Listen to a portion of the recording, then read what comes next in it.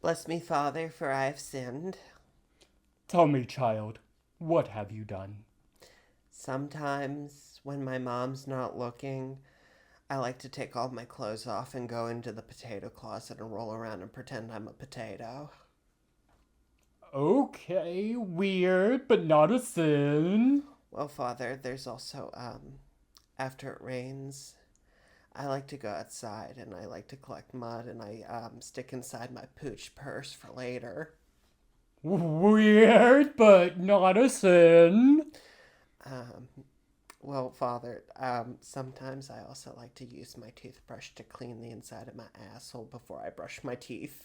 Jesus Christ, lady! Get out of here! There's a Presbyterian church down the street. I think you're more cut out for that, Jesus! Oh my God! This is a good Catholic church. We don't mess around with that stuff.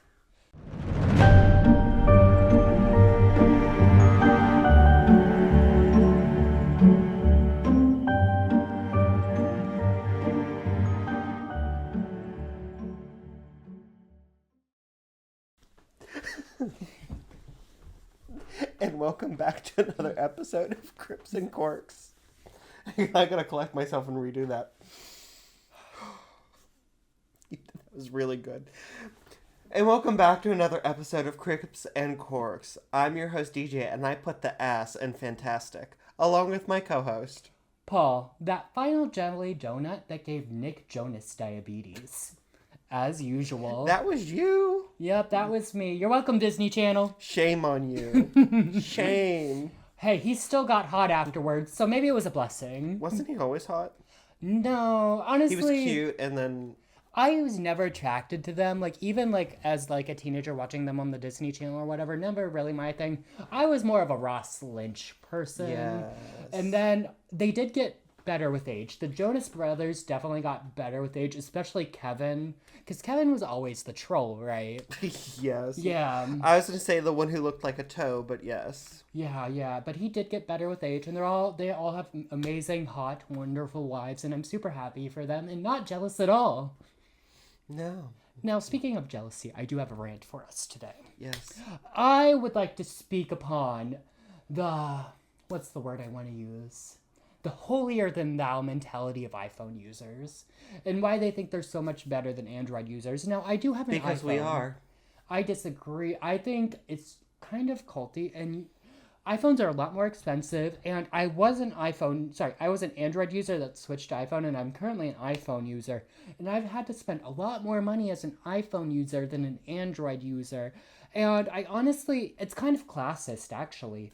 It's kind of classist. Where's all this coming from? It's kind of been a long, running thing in my mind. It always made me angry when people, put down Android users for no reason. And it's I won't talk to anyone if their bubble's green. Are you fucking for real? Okay, that's ridiculous. If that's your biggest problem. That's ridiculous. Right, and people, will say that with their whole chest. And it's are you dumb?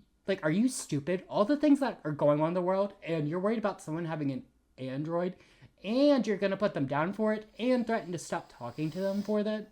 That's the shit that pisses me off. You should not talk to people for good reasons. I don't talk to Paul because he's a fucking nerd. You're one to talk, Mr. Straight of whatever the fuck, Gibraltar. Gilborough? Did you just say Gilborough? Where the fuck even is Gilborough? I think I accidentally, meshed Marlboro with, Gil, whatever. Gillette and Marlboro. Oh, Gillette and Marlboro, yeah. But, yeah, no. Honestly, get off these iPhone users need to get off their high horse, okay? Because it's really not that much better. And when you have to get your iPhone every 2 years because it fucking breaks because the screens fucking suck, then what? And then what? I had my Android for 4 years. Actually, I think I've had this iPhone for 2 or 3 years, so I can't even really say that. But the point still stands, okay? And when you buy that $50 fucking charger, and the laptops are the same, too. I will say a MacBook is better than a Dell or the PC or whatever. I do like a MacBook. The MacBook is worth its salt. It's worth the money, for sure. But everything else, it's girl, you lose your MacBook charger, it's $100 fucking dollars. Because they don't sell it to you all in one. You have to buy the thing you put in the wall and the cord separately. It's crazy. Crazy. Crazy, crazy, crazy. Thoughts? Word. Yeah, honestly. I don't know. This is not... And where is the headphone jack, DJ? Where's the headphone jack? Why do I have to get a little dangly to listen to goddamn music, okay? Why don't they just put in the normal headphone jack? But no, you gotta have the specific iPhone headphones. Heaven forbid we use what everyone else uses. And then they did the switcheroo on us, right? Okay. We had our own little iPhone charger, right? And they were like, LOL, iPhone 15, we're switching back to the charger everyone else uses. And it's like, are you fucking serious? And then the people who get the new iPhone and have this new charger, they look down on you for not having the correct charger. It's crazy. I will say... We're in crazy town. I will say sometimes I get sad because I come over here and I need a charger, but because I have a newer iPhone than you, I have the 17, and that's not a flex. That's just a fact. Mm-hmm. And we take different chargers, and I have an old iPhone charger that'll fit it. do you? Yes, I have many iPhone chargers. I'm sure the charger that's in our camera right now will fit it because they switched back to the one everyone else uses. Like I said before. You need a drink. You sound like you need a drink. I do need a drink because this pissed me off, okay? And if you look down on someone because they have an Android or an older iPhone model, you are not welcome at Crips and Corks LLC. Just kidding. Everyone's welcome here. As long as you comment, like, and subscribe. There is a list of people not welcome. Yeah. But Lindsay... Donald Trump. Oh. Janine Pirro. Brett Kegsbreath. The Michelin Man. Kellyanne Conway. The Pillsbury Doughboy. Oh, jeez. The crazy one who's press secretary with the big cross. That licorice motherfucker from Candyland. I don't trust that bitch. Yeah. He started... You know what? I bet he was involved in 9/11. Paul's brother. Paul's brother, yep. Yeah, yeah. We all know why. Yep. Yeah. And we know which one, too. You know which one we're talking about, okay? Yeah, it still gets me a little. I still have nightmares. I find it very hard to feel safe after that. Well, it sounds like you need a drink now. Yeah. This week we're drinking a Pinot Gris from Joel Gott. It is from the Willamette Valley. It is a vintage 2023. Sourced from diverse microclimates within the Willamette. Will.i.am and Brittany, bitch. Willamette Valley, our Oregon Pinot Gris expresses itself with citrus flavors and bright acidity with hints of honeysuckle and Asian pear. Warmer sites provide complex layers of fruit, while cooler sites provide fresh, crisp acidity that results in a clean, well-balanced wine. That was such an amazing description. I bet this wine's gonna be shit, though. I just got it because I thought we liked Pinot Gris. No. This is dishwater wine. I don't know. We had it once before and we liked it. Not this brand, but...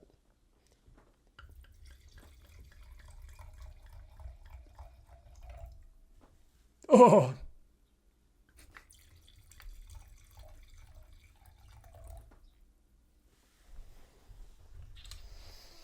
Okay. We drank a red last week, and this week doing something a little different with a white. It smells like Fruit Loops a little bit. That's A interesting. little bit. Cheers. Cheers. Oh, you were right. That's clean. That's good. That's really clean. You know what? I ate my words. That's a lot better than I thought it was. 3 grapes. 5 grapes. Let me try it one more time. It needs to be cold, but that's really good. That is really good. I am going to up it to 3.5 grapes. I do like that a lot better. Sorry for talking shit to Joel Gott. Sorry, Joel. That was really good wine, Joel. You did a good job on that one. Thank you for getting the girls together. And I do really quick, before we start, I want to, note. So when I am saying we're going to dive right in. That's a Paramore reference from the After Laughter album. They have a song that goes, dive back into you. That's a reference. So I just wanted people to know. I'm really glad you brought that up because I was thinking the same thing, and it was just killing me that no one was getting that reference. I know. Just killing me. Yeah. But also shout out to Paramore's After Laughter album. No Skips album. Amazing album. Love Paramore. Shout out. Well, Paul, are you ready? I'm ready to dive back in. Are you ready, Paul? Are you ready for it? No! Are you feeling it, Paul? Are you feeling it, Paul? Are you feeling it, Paul? I'm always feeling it. Let me tell you a story. Let's get into it. It's been called the most haunted house in England. But how did it become so? Who decided that? Was it the result of a Yelp review or a Google survey poll? Perhaps it was made up to bring fame and fortune to those coming up with it. Or maybe, just maybe, it's the truth. You decide, as this week we cover the Borley Rectory. Period. Last week we had the most believable UFO encounter, and now we have the most haunted house in England. Yes. Yeah, shrimp on the Barbie. That's exciting. Yeah. Yeah. That's Australia. Top of the morning to ya, mate. That's Ireland. Shit, which The one? Irish are really Oh. into that you... Beans on toast. Beans on toast. Get with it. You laugh at it. It's actually really good. Girl, that it shit's is such disgusting. a great... Do you like baked beans? No, baked beans by themselves is like, they're fine. It's kind of low-key a cursed food, though, like sloppy joes.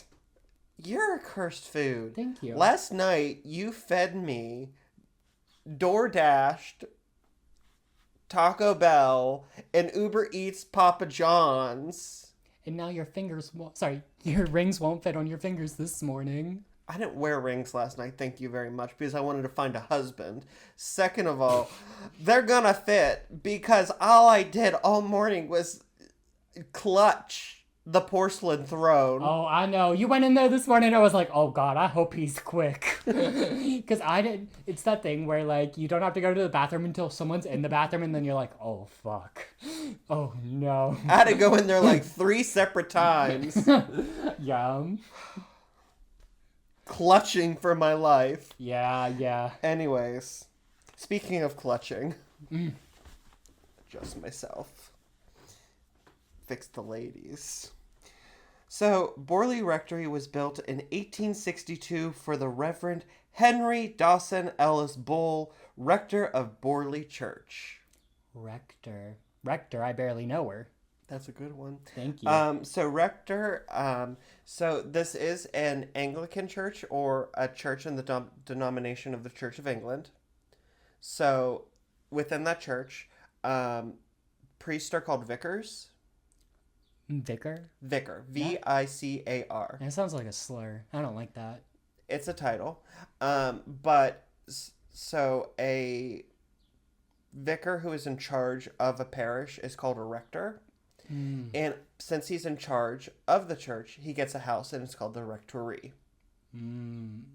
Okay. Yeah. And my rector hasn't been the same since I had that Taco Bell last night. I smelt that on you. Borley Church in the village of Borley, Essex, served as the parish church for the village and 3 neighboring hamlets.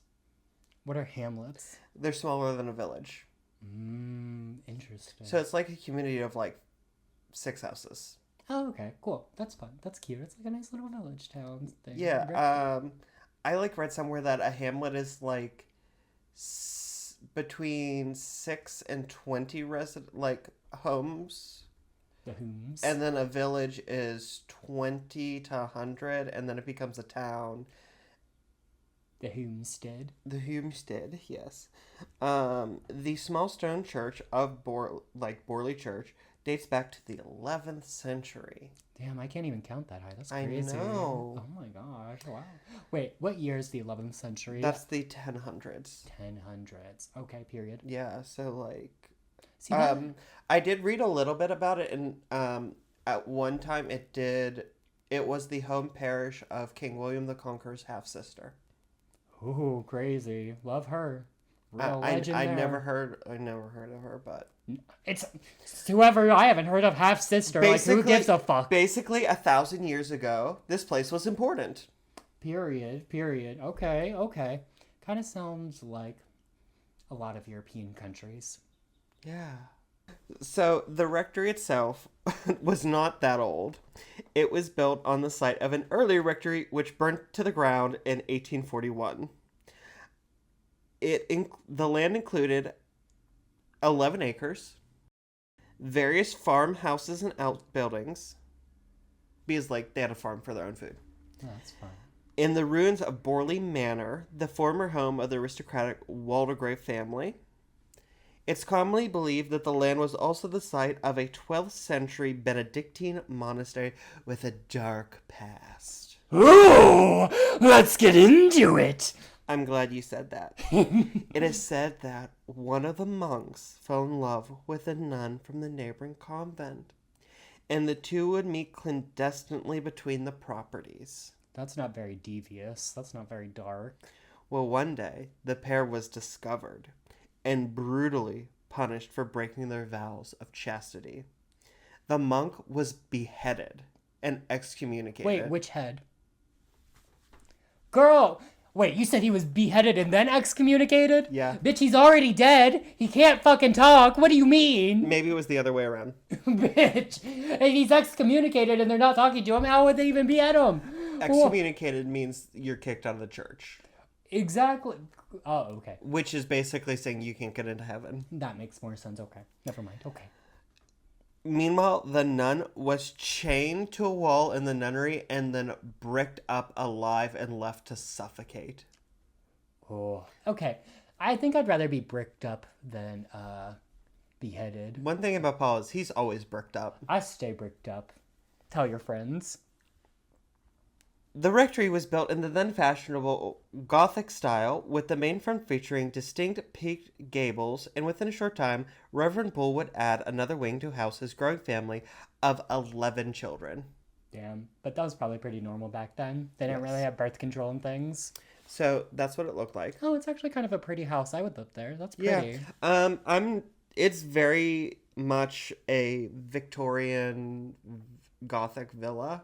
Mm-hmm. Which is my least favorite form of architecture. Why is it your least favorite? It just doesn't appeal to me. I prefer the earlier Palladinian style. I don't know what that means. It's kind of like neoclassical. Girl, I don't know architecture. I'm so sorry. Now, also, side note, as usual, take your hands off the steering wheel, put your hands in your pants if you're listening, and go on over to our Instagram and see the pictures if you're listening audibly. Now, initially the house was L-shaped. There was the front part, and then a side part jutting out from it. And so it's like the kitchen wing and then like the entertaining space. Oh, okay. And then because he had so many children, to the back of the L, he added another wing going perpendicular with the original one, and it created a really small, oddly narrow courtyard in the middle of the house. See, I'd kind of like that, having like, especially if it's like nature and stuff like in the middle. It was like the kitchen yard, so like they used it for like trash, they had water pumps to bring water into the house from the well. See, I don't like that. If you have something like that, make it pretty. If you have like an opening in the inside, like put plants, like make it pretty. Yeah, no, it had to be functional. I'm sure, like plot twist, if it was still around today and somebody owned it, they would have turned it into like a nice interior courtyard garden. Right. I love those. I've always wanted one, but I want to live in a haunted Victorian home after I graduate from apartment living, so I can't do that. Well, maybe you could well, this one's not around anymore. Plot twist. Plot? What? Well, I assume we'll see the plot twist later. Yeah. Well, as soon as the Bulls moved in, the hauntings began. Local school children reported seeing the figure of a nun watching them from one of the home's windows when no one was home. Ooh, okay, that would actually be creepy. There's something creepy about nuns, like, especially if, like, they're ghosts. Like, when you see, like, the Reverend and his entire family and all of his servants at church, and then you're walking home and you look up to the rectory across the street, and you just see a nun staring out the window. Right, yeah, that would be so scary. And you do a double take, like, okay, Reverend Bull, Mrs. Bull, 11 kids, 3 servants. Mm-hmm. Who's that? Exactly. It's like a cloaked figure. It's crazy. Exactly. Visitors to the rectory also reported hearing disembodied footsteps and voices throughout the house. That kind of scared me because I wasn't looking, and then I turned and I saw what you were doing. The nun was also seen walking the grounds of the home. The spots where she was mostly seen were walking to the gates as if she was going to meet someone. Ooh, okay. Oh, wait, so it might be the dead nun, like from the love story. Yeah. Okay. Or there was a path along a stone wall at the edge of the property. And there was a path along it. And it was called Nun's Walk because she was often seen there. And she was seen walking along Nun's Walk so often that the Reverend Bull built a small summer house, which is it's like a gazebo. Oh, okay, yeah. But it's open on three sides. Mm-hmm. Like it's like hexagon shaped. Yeah, yeah. And so the front is like open, but the back is all like has real walls. Yeah, yeah. So you could go and like you could chill in like the summer and like enjoy the breezes. But he built it facing the walk so that he could try and communicate with the dead nun. Ooh, that's creepy. Okay, that's like early paranormal investigation. That's pretty cool. This is like the first wave of spiritualism. That's cool. I like that. I don't know if I would do that because again, nuns kind of creepy. Okay, especially the bricked up ones. And do you think the nun, like, there's 11 kids in there. There's like, do you think she's like going tisk tisk tisk, watching like the folks touch themselves and things, and like, or do you think she's focused on finding her husband? At this point, just find your husband. Well, I guess he wasn't her husband. Her lover. Yeah, her lover. Well, it's funny you should say that because also often seen on the grounds at night was a horse-drawn carriage appearing out of nowhere driven by a headless man. Perhaps the monk coming for his ghostly lover in the afterlife. Ooh, okay. Okay, that would be kind of creepy. Like the headless horseman? Yeah. Well, That's remember, cool. he was beheaded. Yeah, yeah. Yeah. Now, the Reverend Bull died in 1892, and he was succeeded as rector of Borley Church by his son, the Reverend Harry Foister Bull, who moved into the rectory with his own family while his unmarried sisters also continued to live there. So they're keeping it in the family. Which this was normal at the time frame where, like, you would be a vicar and you would have sons and they would become vicars. And one of them, when you died, would inherit your job. Sorry, every time you say vicar, I'm like, it just sounds like so much of a slur. Well, I know it's not. Sometimes they're also called priests, but like I don't want to say that because I think like our common conception is a Catholic priest, and it's like, wait, priest, like, why is this priest married? Right, right. So now I do also want to note they are just following British tradition by keeping it in the family. Exactly. Because as we know, the British love incest. yes, even more so than West Virginians. In June 1900, 3 of his sisters were walking back to the rectory from a party when they saw the figure of a nun walking towards them to the gate. Now, they thought, like, it was so realistic. They thought it was a sister of mercy, perhaps coming to, like, talk to their brother. Like an actual nun. And so they called out to her, like, is no one, like, oh, if no one's home, like we're coming now. And she disappeared in front of them. Okay. See, we've heard so many disappearing stories. We're kind of desensitized to it, but if we saw that shit in real life, we would be gagged. Yes. Like, if you see that in real life, you would be gagged. Yes, like if you saw like what looked to be a flesh and blood person and you called out to them and they just disappeared. Right, right. Now, sometimes I wish I had that ability when creepy guys talk to me at the club. Yes. But unfortunately, what you got to do is you got to send them to get you a drink and then you out the back. Yes. You're welcome. Now, the 3 girls, well, I think they're more like women at this point, but tomato, tomato. Tea. They ran back to the house in a panic and told their oldest sister about what they had witnessed. And I believe the oldest sister was... she wasn't the oldest sister, but she was the oldest sister living there at the time. And her name was Frida.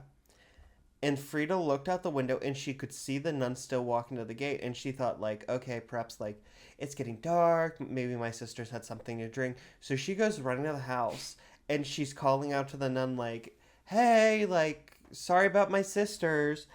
And she was shocked to see the nun vanish before her eyes, like, again.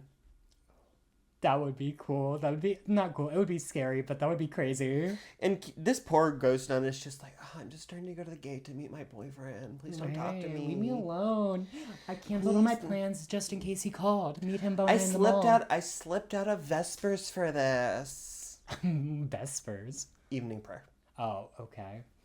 Yes. These things you're gonna have to let me know. There's a lot of like things you're saying that I'm really. Yeah, wasn't gonna explain. I was hoping you're just gonna go like, that sounds like a churchy thing, and leave it at that. No, Vesper sounds like a fun nightclub. We're going to Vesper. We're going to get trashed at Vesper. Right? Oh, It I sounds kinda like that. Right, exactly. Maybe.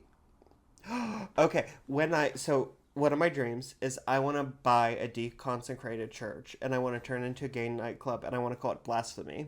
Yes. And I want to decorate it with a bunch of homoerotic religious art Yes. and like Catholic extravagance. Mm-hmm. And maybe I got to do like a happy hour that's called Vespers. Vespers, yeah. It also kind of sounds like Vespa, like the little scooter thing. So maybe it's like a bigger Singer Vespa. Yes, yes. Maybe it's a British Did you ever see Vespa. Luca?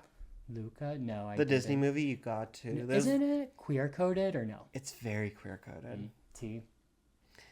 Anyways, in 1927, Reverend Harry Bolt died, and the entire Bolt family moved out of the rectory, leaving it vacant.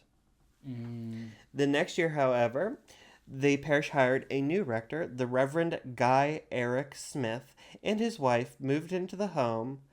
And one day, his wife was clearing out a cupboard in the home when she discovered a woman's skull wrapped in brown paper. That's cursed. I don't like that. I thought you were going to be so down for that. No, that's cursed. When you find shit like that in a house, it's one thing to find a body, like just a regular body, but when you find a skull in a bag, that's cursed. That's serial killer shit. Or satanic. Or some sort of other thing. Something. Soon, the Smiths were plagued by the apparitions of the nun, the headless coachman, disembodied footsteps, lights appearing in windows and rooms where nobody was, and the ringing of the servant bells even though they had been disconnected. So your classic haunted things. Yes. Apparitions, noises. Also, the smell. lights in the rooms where nobody is. The house was so when it was built in the middle of the gas lighting era, but it was never hooked up for gas lighting. Mm-hmm. And when electricity came on, it was never wired for electricity. So the only way you could light the house was through candles and through like oil lamps. Sounds like they need to catch up with the times, girl. Yeah, but so there's really no way for one of these rooms to like have a light turn on because you have to physically light a candle. Oh, that's crazy, actually. In 1929, the Smiths contacted the Daily Mirror newspaper and requested we put into contact with the Society for Cyclical Research. I prefer the Society for Square Research or the Rhombus Research Society myself. Not spherical research. No, I prefer my research in a square or a rhombus. Yeah, you are given square. Thank you. In June of that year, the newspaper sent a reporter to report on the strange phenomena, as well as the head of the SPR, famed paranormal researcher Harry Price, who I believe we talked to during Jeff the Mongoose. Really? I think so. That was so long ago. That was like literally 100 episodes I wasn't ago. gonna go check, but Yeah, no, that was literally like over 100 episodes ago. I don't remember that shit.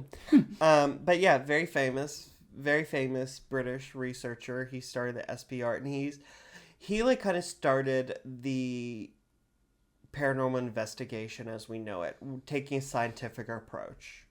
Oh, okay. I like that. That's cool. He paved the way for us. Thank you.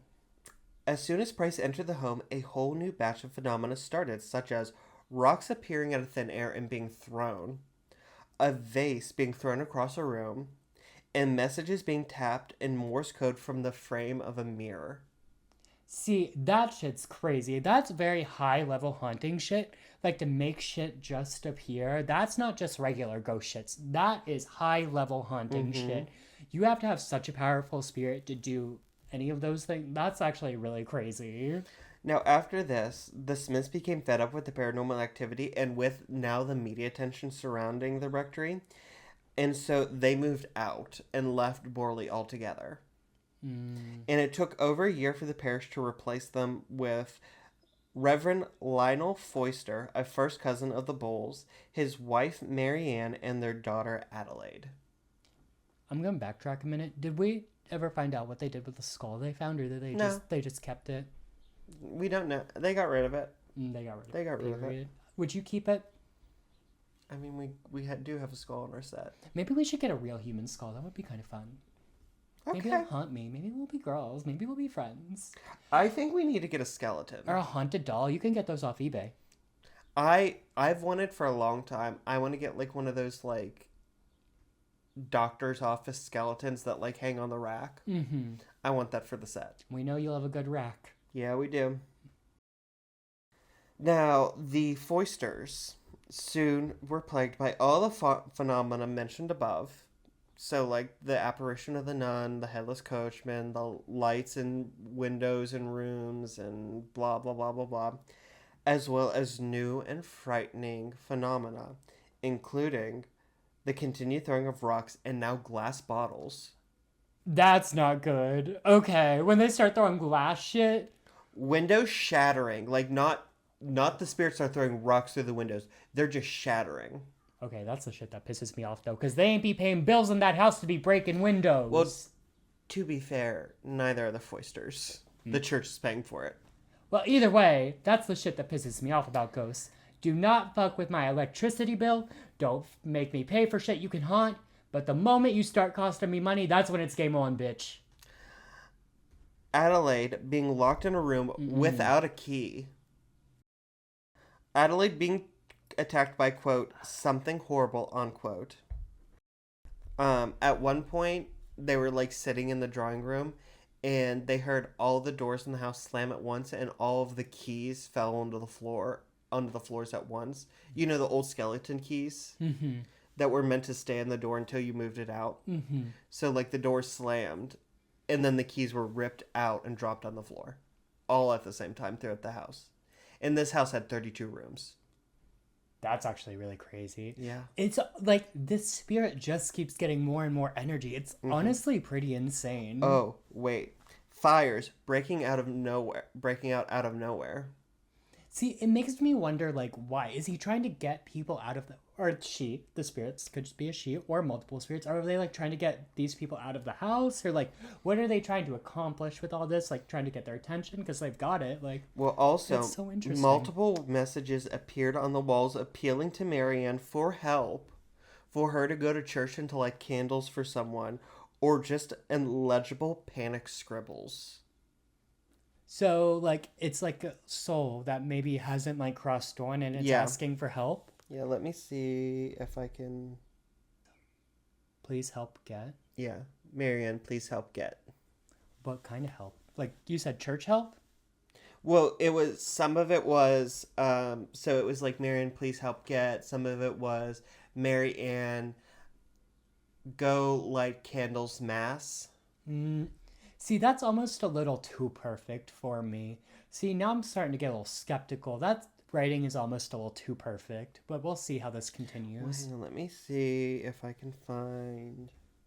Because that's giving more prank than actual spirit. I mean, yeah, it's a little disjointed, but so I'm going to stand by it. It's giving, I don't know. Like I said, we'll see how this story continues.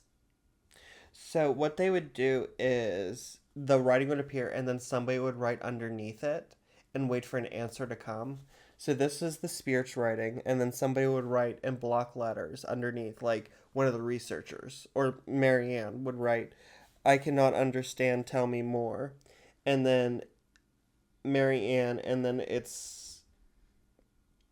That's kind of giving, like, Stranger Things. A little bit. Like, when they were communicating from, like, I think they call it the other side. Yeah. The other, yeah. But it's giving, Or like, you can see, like, words underneath, but it almost looks like... Scribble, yeah. Whoever was writing it became so frantic that they just started scribbling. Right. Now, what was it written in? Do we know? Or is it just, like... I don't know. Guess it doesn't. Chalk, I don't know. And Marianne, at one point, was thrown from her bed in the middle of the night by an unseen force. See, that's scary. They said, wake up, bruv. So, we've got beans and toast to eat. Very quickly, like, Harry Price said, like, Marianne is at the center of this poltergeist activity. Mm-hmm. Like, she's the epicenter. Okay. And the activity was so bad that Reverend Foister twice tried to perform an exorcism on the house, but it never got any better. That's... Yeah, I mean, we hear that. Usually it does take a couple exorcisms. That's pretty Oh, common. yeah, didn't we? We saw that one movie, and it was like... Oh, I really want to do, at some point, the official Vatican exorcist on the podcast. But it was... At one point, he's doing an exorcism on this woman. She's like doing like the writhing and whatever and like speaking in tongues, and he's doing the prayers. And like after an hour he stops and it's like, okay, so like see you tomorrow. And it's like, yeah. And the people filming the documentary are like, how many of these have you done on her? And he's like, this is my 82nd one on her. Yeah, I mean, the same thing happened to Annalise Michelle, however you want to say her name. Like, she had a couple exorcisms, like, so it does take multiple sometimes. Yeah, so like, okay, I was mistaken. So, like, Annalise Michelle and Father Mort, who I was just talking about. So, an exorcism, like, even, like, it stops, it's considered one. So, even though, like, she had, like, Annalise Michelle was, it was, like, what, 100 and something? It was technically considered one exorcism because it never took. Yeah, okay, that makes sense. So, Reverend Foister completed the rite of exorcism on 2 separate occasions. Okay. In 1935, the Foister family was forced to move out of the rectory on account of the toll the haunting had taken on the Reverend Foister's health. The house sat vacant for 2 years while Borley Parish attempted to find a vicar to take over the parish and live in the rectory, but had little luck on account of the media coverage of the haunting. In 1937, the church, like the big church, decided to rent the rectory out and use the rent money to benefit poor parishes through an organization called Queen Anne's Bounty. Queen Anne's Bounty, okay. So what they would do is they would take church properties and they would rent them out, and they would use the rent money for, like, parishes that didn't have a lot of money. Okay, that makes sense. Which is kind of cool. Yeah, I mean, get back to your community. Rather than, like, leaving them to rot. Yeah, it is interesting, like, how people can leave these big, beautiful buildings and just leave them to rot. I mean, we did an investigation recently, which episode coming soon. Yeah. That happened too. There was this huge, very nice building, and it was just left abandoned. It's crazy. Now, that same year, 1937, Harry Price returned to Borley Rectory, having taken a year-long lease out on the house and determined to investigate the hauntings plaguing the home. He recruited 48 official observers to stay in the house in shifts to bear witness to any paranormal activity occurring, most of them being students working weekends. He brought in a parade of mediums and psychics to try and contact the spirits in the home. At one seance, the medium claimed to have reached Reverend Henry Bull, who had constructed the home. But he didn't really offer anything, like, constructive. Right. Boom. Right. On another, held by Helen Glanville in March 1938, they reached the spirit of a nun, who said her name was Marie Leaire, a French nun who left her order to travel to England to marry a member of the Waldegrave family, but she was murdered before she could be wed and was buried in the basement of the home. Burying her in the basement is kind of crazy. Like, was that necessary? It wasn't like the basement of the home then. Oh, okay, that makes sense. Okay. It is theorized that the wall writings to Marianne asking for help were from Marie. They also reached a man claiming the name of Sunnox Amers, who said he would burn the house down on March 27th, 1938 at 9 p.m. Now that's the name. You said Sunnox Amers? Sunnox Amers. That's quite the name. It's almost as, well, not quite as good as Guy Eric. I did like that name you said earlier, Guy Eric, but Sunnox Guy Eric Smith. Now that's a man's name. My name's Guy Eric. Paul's gonna have a son, and he's gonna be named Guy Eric. Yeah, and then my daughter's gonna be, what did you say, Sunnox? Sunnox Amers. Sunnox Amers. It kind of sounds like a department store. A little bit, actually. I'm going over to the Sunnox, gonna, do crack in the fitting rooms, Now, bizarrely, the house did catch on fire on February 27th, 1938. So, like, so 11 months beyond the date that he said. To the day. 11 months to the day that he said he was going to light it on fire. And it lit on fire? It lit on fire Well, and hey, he warned him, so. burnt to the ground. And the insurance company deemed it a case of arson as the house had never been wired for gas or electric and relied on candles, and nobody was in the house at the time. Maybe you can still leave a candle lit, like, girl. Nobody was living there. Oh, no one was living there. Okay, T. A Miss Williams who lived in the lodge on the property witnessed the fire and said she saw the figure of the nun standing in one of the upstairs windows as the house burned, even standing there long after the floor she had been standing on had collapsed. Okay, that part's crazy. The floor being collapsed and her still being there, that part's crazy. But I was going to play devil's advocate and be like, what if it was like vandals or like kids who broke in and lit candles, left one of the candles, and that caught it on fire? That could be. I mean, it being 11 months to the day, though, that's a little bit too much of the coincidence, you know? Yeah. Like, it probably was something supernatural at that point. But, you know, a little devil's advocate. We still gotta do the thing a little bit. Harry Price immediately returned and petitioned to be able to excavate, the basement of the now ruined home to look for the body of the nun. After re-examining the pictures of the wall writings to Marion, he believes some of the legible ones to read, "The well tank bottom me," and that Marie was buried in a forgotten well in the basement of the home. Oh, like The Ring. Yeah. In 1943, Price was finally able to dig in the basement of the former Borley Rectory. Shockingly, in a long-abandoned cistern, he found a jaw and a part of a skull thought to be that of a young woman and a St. Ignatius medal. So she was there. Well, part of her was there. So he found, like, a forgotten well and found bones and a religious medal down there. That's kind of crazy. The following year, the remains of Borley Rectory were demolished, and Price and his associates continued to visit the site, and once captured a photograph which he claimed was of a brick which had levitated off the ground. Ooh, that happened once in an episode of Ghost Adventures, one of their scariest episodes yet. I think it was somewhere in Nevada they were investigating. But no, floating bricks, that's crazy. So you can see the house is being demolished. Yeah. That's the floating brick. Okay, that's kind of crazy, actually. I mean, it could be a lot of things. It kind of looks like a door a little bit, but that's neither here nor there. So that black bit is like a doorway, and then that white bit is the brick. But it should be noted that workmen were actively working the house to demolish it, so the brick really could have just fallen out of the wall. That makes sense. Yeah. Yeah, I kind of believe that more than the whole floating bricks thing. Yeah. A lot of people said like this, like, he had gotten so much evidence. Why was he grasping at straws now? Right. Well, in 1945, Harry Price presided over a funeral where the bones of the alleged Marie Laire were interred in nearby Liston churchyard after the rector of Borley Church refused, claiming they were the bones of a pig. Did they not test the bones, or did they not have that technology? I mean, they X-rayed the bones. Okay. But I mean, it was part of a jaw and it was part of a skull, and let's face it. I mean, we've heard it before, but human and pig anatomy, like, our construction, are fairly similar.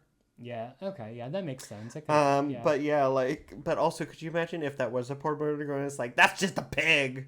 That's what my murderer called me too. You pig! In 1946, Price published The End of Borley Rectory, the Most Haunted House in England, a full account of the hauntings and his investigation, and died 2 years later in 1948, content that his legacy was secure, having found this wealth of true hauntings. Okay, nice. However, that same year, Daily Mirror reporter Charles Sutton accused Harry Price of fraud and of faking the haunting. No one would ever fake a haunting. Who would ever do that? He recounted an instance when they were both in the rectory way back in 1929, and he was hit by a thrown rock, and he grabbed Harry Price by the arms, to like see if it was him and searched his pockets and found his pockets full of rocks of different sizes. He was just throwing rocks at bitches. That's so funny.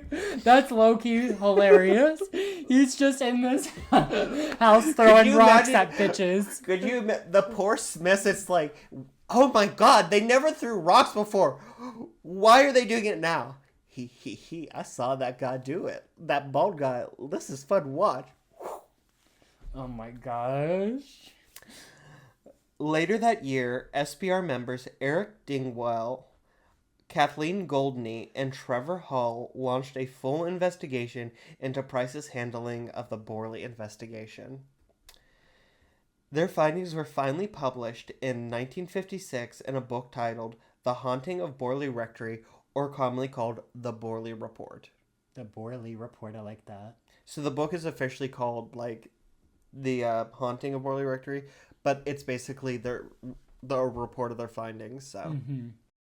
They concluded that Price had fraudulently produced some of the paranormal activity for his own gain. Oh no, again, why would anyone ever? They stated that many of the ghostly noises were due to either rats or odd acoustics due to the home's strange shape. Remember, it was like that weird U shape with the last wing being added on later on. Mm-hmm.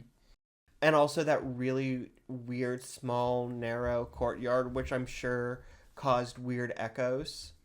Yeah, that makes sense. Now that you say that, it does make sense. They also interviewed former inhabitants such as the children of Reverend Harry Foisterbull, who said they had never seen any ghostly apparitions and were shocked their childhood home was known as the most haunted house in England. See, this is just disappointing me. Here I thought we had like a real good ghost story, and damn. Oh wait, it gets worse. They noted that in 1938, the SPR had determined that the story of the Benedictine monastery was fabricated, as there was no historical documentation of any such place having existed on the land, thus invalidating the legend of the monk and the nun. Yeah, I mean, I don't doubt it. It's your classic Romeo and Juliet story. They fall in love, they die. It's the classic story, so I'm not surprised that that one was faked. Now, a few members of the SPR tried to defend Harry Price against the accusations of fraud, but failed to show convincing evidence that Price had been innocent of the fraud, and even less conclusive evidence that his own findings were real as well. That's disappointing. Now we can't even go back and investigate for ourselves because it's tore down. Are you ready to hear the final nail in the coffin? Yeah. The haunting of Borley Rectory was further discredited by the person who was at the center of the poltergeist activity at site, Mrs. Marianne Foister. She admitted that she had seen no apparitions in the house and that the noises were in fact just the old house and odd acoustics. She also admitted that she actively faked the more fantastic claims of the poltergeist to cover up her affair with their lodger Frank Peerless. I love that. Honestly, I would do that shit. Like, yeah, this house is haunted. I'm not fucking the lodger. Lodger. Lodger. Like they took it to rent her. Oh, okay, I see. Okay. I read one report online, and it was just one, and like there were no sources cited from it, but it was like some website for some psychologist. But he did a psychological deep dive on Marianne Foister and like had all of this like random stuff about her.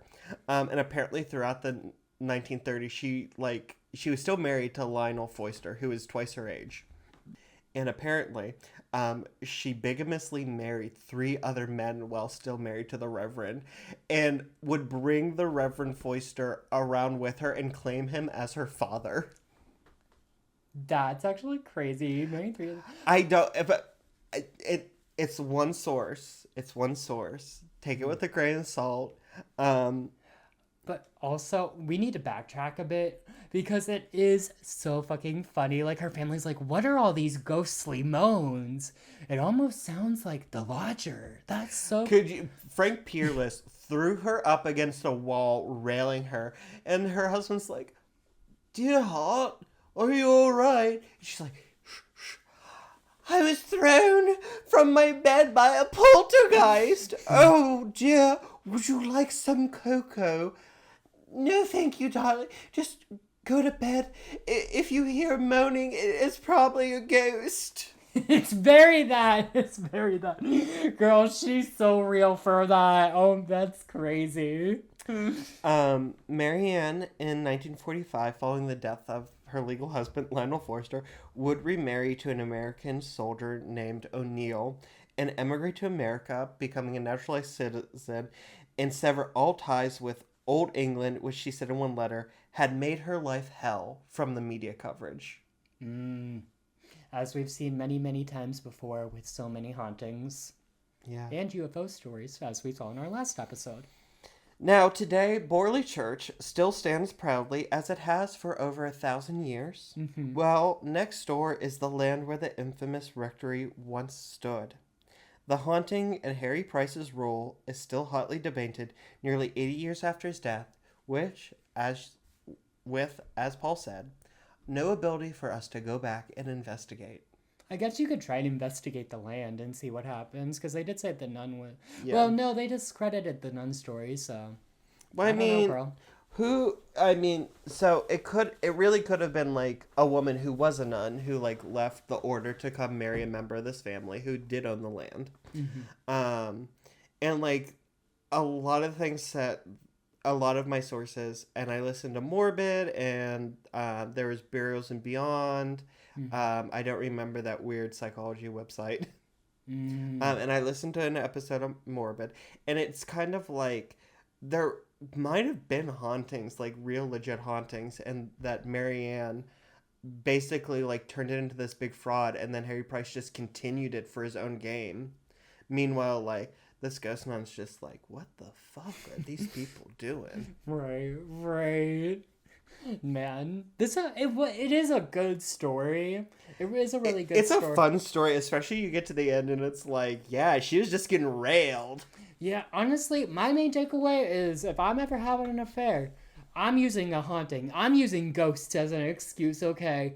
You're not hearing moans. There's no one else here. It's all in your head. It's a haunting. It's ghosts. Well, it's not in your head. It's just ghosts, you know?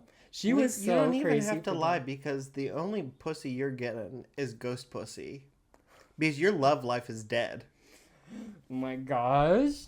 No, that's... Sorry, low-hanging fruit. No, T. No, it is a good story. I'm honestly surprised the Conjuring universe hasn't grabbed a hold of this fucking... So, one of the blog posts I read about it did say, like, this is probably the inspiration for The Nun. I could see it, yeah. I mean, it's about nuns. I mean,